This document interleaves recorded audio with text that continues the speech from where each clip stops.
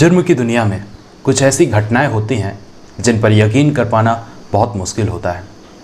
कई ऐसी घटनाएं होती हैं जो ये सोचने पर मजबूर कर देती हैं कि आज के इस समय में, आज के इस दौर पर विश्वास करें तो किस पर। एक लड़की जो अपने खत में सुसाइड से पहले लिखती है कि इस दुनिया में माँ की कोख के अलावा दुनिया में कोई दूसरी जगह सुरक्षित नहीं है। ये बात उसने परिवार के करीबी लोगों और स्कूल टीचर के द्वारा किए जाने वाले यौन उत्पीड़न को लेकर अपने सुसाइड नोट में लिखा था। वाकई ये बातें अब दिल्ली से सटे नोएडा में हुई एक सनसनीखेज वारदात में सच साबित हुई हैं। जरा सोचिए, 3 साल की एक बच्ची भला किस चीज़ में रोड़ा बन सकती है? क्या वो बच्ची किसी के अवैध संबंधों में रुकावट हो सकती है या फिर किसी के रिश्तों में दरार ला सकती है? नहीं ना। फिर भी वो 55 साल की अपनी ही दादी की आंखों में कैसे खटकने लगी। वो दादी जिसे वो अपनी माँ से ज़्यादा प्यार करने लगी थी, वो दादी जिसके साथ वो कई महीने से रह रही थी। लेकिन फिर उसी दादी के आशिक ने न सिर्फ बच्चे का यौन शोषण किया बल्कि पीट पीट कर उसकी हत्या कर दी। इस पूरी वारदात में हमराज बनी उसकी दादी ने पुलिस के सामने सच को छुपाए रखा। आखिर क्या है पूरा मामला, आइए जानते हैं सिलसिलेवार तरीके से। ये रियल घटना है दिल्ली से सटे नोएडा की। यहाँ के इंडस्ट्रियल इलाके फेज 2 में एक पुलिस स्टेशन है, उसका नाम है थाना फेज 2। यहाँ के एक गांव का नाम है इलाबास। काफ़ी घनी आबादी है यहाँ, हर तबके के लोग रहते हैं यहाँ। फैक्ट्री में काम करने वालों से लेकर रेहड़ी पर दुकान वाले भी यहाँ पर रहते हैं। यहीं पर 7-8 कमरों का एक घर भी है जिसकी मालकिन है 55 साल की महिला। वो खुद 2 कमरों में परिवार के साथ रहती हैं, बाकी के कमरे किराए पर दिए हुए हैं। परिवार में 2 बेटे, 1 बहू और 3 साल की बच्ची। बड़ा बेटा 2 साल पहले गैर इरादतन हत्या के मामले में जेल चला गया था। घर में ऐसे हालात हुए कि बच्ची को लेकर उसकी मां अपने मायके चली गई।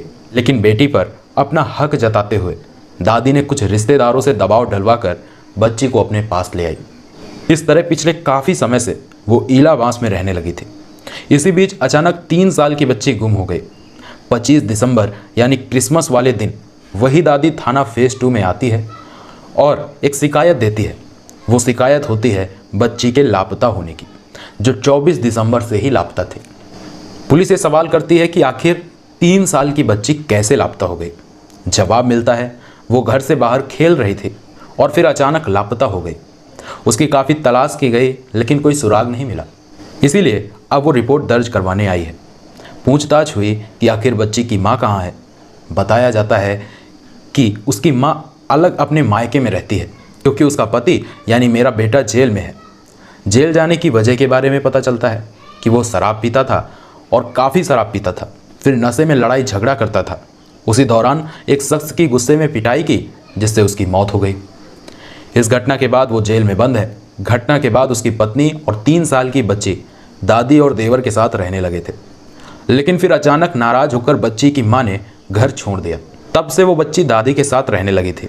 बच्ची के बारे में बताई दादी की कहानी पुलिस को कुछ अटपटी लगी, इसीलिए पुलिस ने मामले की जांच शुरू की। लापता हुई बच्ची की उम्र महज 3 साल थी, इसीलिए डीसीपी वृंदा शुक्ला ने 3 टीमों का गठन किया जिससे उसकी तलाश तेज की जा सके। इस दौरान पुलिस टीम ने करीब 80 लोगों से पूछताछ की। बच्ची की दादी, चाचा के अलावा आसपास के इलाके में काफ़ी संख्या में लोगों से पूछताछ हुई। इस दौरान पुलिस की एक टीम उस बच्ची की मां के गांव बदायूं गई। वहां भी पूछताछ की गई तो कुछ चौंकाने वाली बातें सामने आई जिसके बारे में बच्ची की दादी ने कभी जिक्र ही नहीं किया था और ना ही कभी शक जताया था। इसीलिए पुलिस ने बच्ची की मां से बातचीत के आधार पर एक शख्स की तलाश शुरू किया। पुलिस की जांच के दौरान शक के घेरे में आए उस शख्स की आखिरी लोकेशन के आधार पर पुलिस ने कुछ इलाकों में तलाशी शुरू की। उसी समय 28 दिसंबर को इलाबास के ही एक निर्माणाधीन इमारत में प्लाईवुड की लकड़ियों से ढकी एक लाश मिली। वो लाश किसी और की नहीं बल्कि लापता हुई 3 साल की उसी बच्ची की लाश थी। वो मासूम बच्ची, उस बच्ची के शरीर के कई हिस्सों में चोट के निशान थे जिसे देखकर ही समझ आ गया था कि बच्ची की सिर्फ हत्या ही नहीं बल्कि दरिंदगी भी हुई है। पहचान करने के बाद उसका पोस्टमार्टम कराया गया। रिपोर्ट में और चौंकाने वाली बात सामने आई। दरअसल बच्ची के साथ पहले दुष्कर्म किया गया था, इसके बाद उस पर ईंटों से हमला किया गया। हमला भी एक या दो बार नहीं बल्कि दर्जनों बार, जब तक उसने दम नहीं तोड़ दिया। यही वजह है कि पोस्टमार्टम रिपोर्ट में बच्ची के शरीर की 10 हड्डियां टूटने की पुष्टि हुई। अब पुलिस ने लापता बच्ची के केस में कई धाराएं जोड़ी, जिनमें हत्या, साक्ष्य को छुपाना, रेप, पॉक्सो एक्ट समेत अन्य कई धाराएं शामिल की गई। अब पुलिस ने आरोपी की तलाश शुरू की। बच्ची की मां समेत जिन 80 लोगों से पुलिस ने पूछताछ की थी, उसमें एक ही व्यक्ति पर शक गहराया था। वो नाम था हेमंत कुमार। उम्र तकरीबन 55 साल। पेशे से वो सब्जी बेचता था और सब्जी मंडी के आसपास रहता था।